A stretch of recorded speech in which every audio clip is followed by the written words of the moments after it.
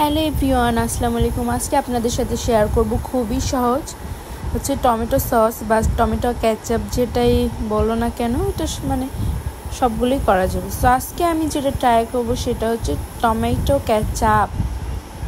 So এই তো এখানে আমি 3 কেজির মতো টমেটো নিয়েছি, একদম এইভাবে কেটে নিয়েছি, বীজটা কিন্তু ফেলে দিতে হবে। এখানে একটা পেঁয়াজ, 2-3 টুকরা রসুনের কোয়া, হাফ চা চামচের মতো হচ্ছে আদা হচ্ছে কেটে নিয়েছি, আর হচ্ছে 2টো লবঙ্গ, এলাচ, জাস্ট এইটুকুই। এখন আমি হচ্ছে 1 কাপ পানি দিয়ে দেবো, এর বেশিও কিন্তু দেব না, কম হলে সমস্যা নেই, কিন্তু বেশি হলে পানিটা অনেক বেশি হয়ে যাবে।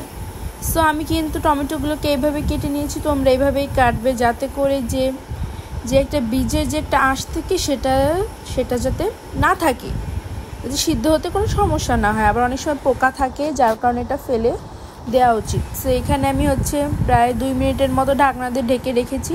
সো এখন এটাকে নেড়ে দিব, ভালো মতো এপাশ ওপাশ করে নাড়তে হবে। এই দেখো কত সুন্দর করে এখনই কিন্তু হচ্ছে যে আঁশটা আছে সেটা কিন্তু সরে যাচ্ছে।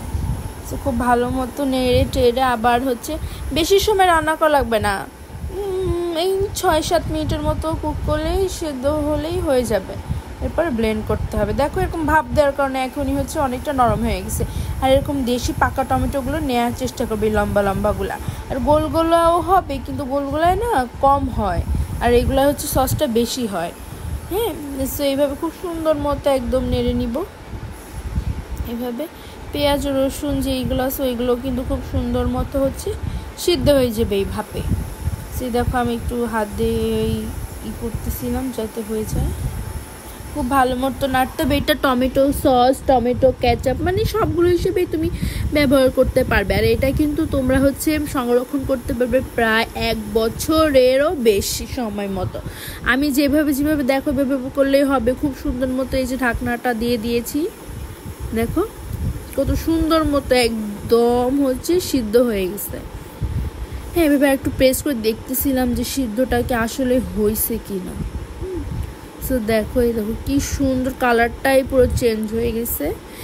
এই টমেটোগুলো কিন্তু অনেক সুন্দর কালার আসে, কোনো কালারের প্রয়োজনই পড়ে না, অনেক সুন্দর একদম র টমেটো কাঁচা টমেটো হচ্ছে সসের একটা একদম র হবে। র কালারটা কিন্তু অনেক সুন্দর আসছিল, অনেক অনেক অনেক।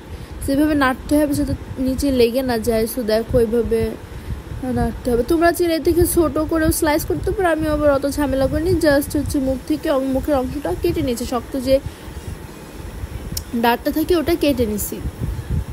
ভালো মতো নাড়তে হবে। দেখো রসুনগুলো খুব সুন্দর মতো ভেসে উঠেছে, ভেসে উঠলে বুঝবাই যে একদম মানে সিদ্ধ হয়ে গেছে, পারফেক্ট কুক। হ্যাঁ, খুব সুন্দর একটা কিন্তু স্মেল বের হয় এই রসুন, পেঁয়াজ, আদা, লবঙ্গ, দারচিনি, খুব সুন্দর একটা ফ্লেভার আসে। আমি কিন্তু ব্লেন্ড করার সময় এগুলো ফেলে দিব। হ্যাঁ, তো আবার হচ্ছে ঢাকনা দিয়ে ঢেকে রেখে দিব, বেশি টাইম লাগবে না, 10 মিনিটের মতো হলেই হয়ে যাবে, একদম পারফেক্ট। সো এইভাবে করে নাড়তে হবে। নাড়া কিন্তু থামানো যাবে না, তাহলে কিন্তু লেগে যেতে পারে, একটা ভয় থাকে। সো এইভাবে করে নেড়ে নিবা।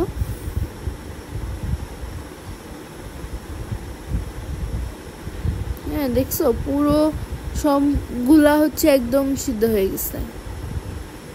তোমরা চাইলে লবঙ্গ, দারচিনি, এলাচ নাও ফেলতে পারো, এগুলো সহকারেও হচ্ছে তোমরা দিয়ে দিতে পারো। সো এখন হচ্ছে 3টা হচ্ছে শুকনো মরিচ দিয়ে দিয়েছি। তোমরা চাইলে কাঁচা মরিচটাও ইউজ করতে পারো, বা শুকনো মরিচটাও আর বেশি করে দিতে পারো, তোমাদের টেস্ট অনুযায়ী ঝালটা কেমন হবে সেটা তোমরা ব্যবহার করবে। আমি যেহেতু বেশি একটা ঝাল করব না, আবার হচ্ছে যে আমি হচ্ছে গুঁড়ো মরিচটা ব্যবহার করব।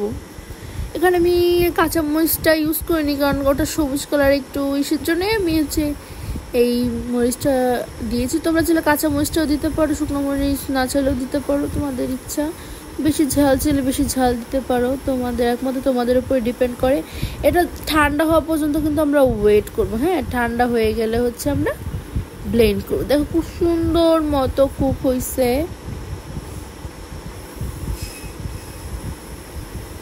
তো তোমার এই দেখো এখন হচ্ছে আমি সিলিন্ডারটা হচ্ছে করে দেবো। ভালো মতো একটু ঘেটে নিছি। হ্যাঁ, এখানেও ঘাটলে হচ্ছে তোমরা চাইলে এটাকে এখন ছেঁকে নিতে পারো, বা হচ্ছে তোমরা এটা হচ্ছে পিষে নিতে পারো, আবার ব্লেন্ডারও করতে পারো।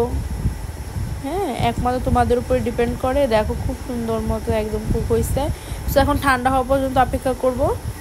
সেই তো ঠান্ডা হয়ে গেছে, কালারটা কি সুন্দর আসছে না, এত সুন্দর একটা কালার আসছে বাবারে বাবা, একদম র একটা কালার, দেখে মনে হবে যে এখানে কিছু অ্যাড করা হয়েছে, বাট ট্রাস্ট মি একটা র একটা কালার, এত সুন্দর একটা কালার ছিল।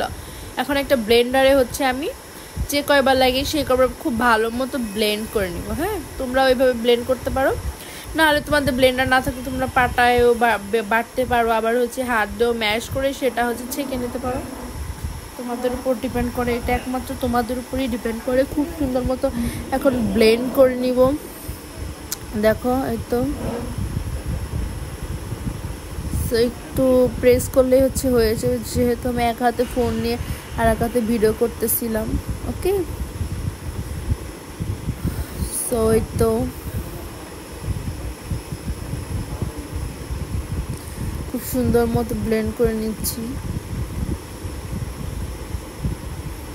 তোমরা এইভাবে তোমাদের মানে যে কয়বার লাগে সেইভাবে ব্লেন্ড করতে, বেশি সময় লাগবে না। হাইস্ট করে ব্লেন্ড করতে কত টাইম লাগবে, ব্লেন্ড করতে হচ্ছে তোমার সর্বোচ্চ 10 সেকেন্ড বা 20 সেকেন্ড, এতটুকুই লাগবে, এর বেশি সময় হচ্ছে লাগবে না। হ্যাঁ, খুব ভালো মতো ব্লেন্ড করতে হবে যাতে বীজগুলোও হয়ে যায়। সেই তো ব্লেন্ড করা শেষ। এখন এটা আমি ছেঁকে নিব, অবশ্যই ছেঁকে নিবে, কারণ হচ্ছে না ছেঁকে নিলে যে বীজগুলো আছে এগুলো কিন্তু থেকে যাবে, এটা ভালো লাগবে না। হ্যাঁ, সো অবশ্যই ছেঁকে নিতে হবে। সো এটাকে এখন আমরা একটা চালনির সাহায্যে ছেঁকে নিই। সো এখানে একটা চালনি নিয়েছি, এটার মধ্যে সম্পূর্ণটা দিয়ে ছেঁকে নিতে হবে, খুব ভালো মতো ছেঁকে নিব। ওকে, যাতে বীজগুলা হচ্ছে থাকে।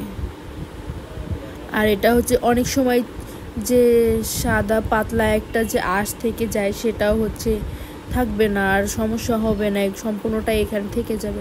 খুব সুন্দর মতো আস্তে, এটা কিন্তু আস্তে করতে হবে, বেশি জোরে করা যাবে না, ওভারফ্লো হয়ে পড়ে যাবে। এইভাবে খুব সুন্দর করে হচ্ছে এটাকে আস্তে আস্তে হচ্ছে ঝেঁকে নিতে হবে, যাতে পেস্টটা খুব সুন্দর মতো পড়ে। হ্যাঁ, সেইভাবে আস্তে আস্তে 1 ড্রপ 2 ড্রপ করতে করতে পুরোটাই আমরা হচ্ছে করব। সেখানে দেখো এইভাবে একটা চামচের সাহায্যে এইভাবে করে নাড়তে হবে। এখানে চাইলে কিন্তু তোমরা সুতি কাপড় অথবা হচ্ছে চালনি যে কোনো কিছু দিয়ে ছেঁকে নিতে পারো। এটা ছাকার কারণ হচ্ছে যে বীজগুলো থাকে সেটা হচ্ছে যাবে না। বীজগুলো দেখতেও কেমন লাগে না, আর বীজগুলো আমরা ফেলে দিব, এর কারণে হচ্ছে সময় ধরে করতে হবে। আর যে বাকি অংশ ছিল এটাকে কিন্তু আমরা আবার ব্লেন্ড করব। একটু আবার দিয়ে দিচ্ছি, আর বাকি যে টমেটোগুলো ছিল সেগুলোকে আবার দিয়ে দিচ্ছি। আমরা 3 ভাগে হচ্ছে মোট ব্লেন্ড করব। হ্যাঁ, অল্প অল্প করে 3 ভাগে, যতটুক থাকবে ততটুক করে ব্লেন্ড করে নিব। সো এটুকু ওই যে আবার করে নিচ্ছিলাম, মানে পুরোটাও আবার করে নিচ্ছি, মানে হচ্ছে 2 বার করে আমরা ছেঁকে নিব। যেটা বেরিয়েছে, যেটা একবার ছাকার মানে ছেঁকে নেওয়ার পরেও হচ্ছে আবার করে নিব, যদি বীজ থাকে এই জন্য হচ্ছে আবার করে নিব। বেশি টাইম লাগবে না, এইভাবে আলতো হাতে হচ্ছে করে নিতে হবে। হ্যাঁ, খুব সুন্দর মতো করতে হবে। বীজটা একদম না থাকা সর্বোচ্চ চেষ্টা করবে, যদি বীজ না থাকে। এই তো দেখো বীজ বেরিয়ে গেছে, সেটাকে হচ্ছে ফেলে দিব, এটা আর হচ্ছে লাগবে না। হ্যাঁ, এখন হচ্ছে এটা চুলায় দিয়ে দিব 1 কাপ চিনি। হ্যাঁ, সব প্রয়োজন মানে পরিমাপ মতো আমি বলে দিচ্ছি। এখন হচ্ছে 1 চামচ হচ্ছে মরিচের গুঁড়া, এরপরে দিব হচ্ছে লবণ, প্রয়োজন মতো লবণ। তোমরা ঝাল যতটা বেশি খাবে ততটা বেশি দিতে পারো। খুব সুন্দর মতো মিক্স করে নিতে হবে, আলতো হাতে মিক্স করতে হবে। আর এটা কিন্তু নাড়তেই হবে, না হলে কিন্তু তলায় লেগে যেতে পারে। হ্যাঁ, এভাবে নাড়তে হবে। দেখো কত সুন্দর একটা কালার আসছে, এখানে কিন্তু কোনো ফুড কালার আমরা ব্যবহার করিনি, খুব সুন্দর একটা কালার চলে আসছে। এই দেখো থিকনেসটাও কিন্তু অনেকটা গাঢ় এসেছে। তোমরা চাইলে পানি আর একটু কমও দিতে পারো, বেশি সময় জ্বালানো লাগবে না। এখানে ভিনেগার নিয়ে নিচ্ছি, যে একটা কাপের মধ্যে আমরা নিয়ে নিব। আর হচ্ছে 2/3 কাপ হচ্ছে কর্নফ্লাওয়ার। হ্যাঁ, সো 1 কাপ, দুইটা মিশ্রণে 1 কাপের মতো করে নিয়ে নিব। আর একবারে কিন্তু ঢালবো না, অল্প অল্প করে মিক্সড করব। অল্প অল্প করে মিক্সড করলে হবে কি দলা পেকে যাবে না, আর পুরোটা একবার ঢাললে দলা পেকে যেতে পারে। অল্প অল্প করে মিক্স করবো। দেখো খুব সুন্দরভাবে আলতো হাতে মিক্স করে নিতে হবে।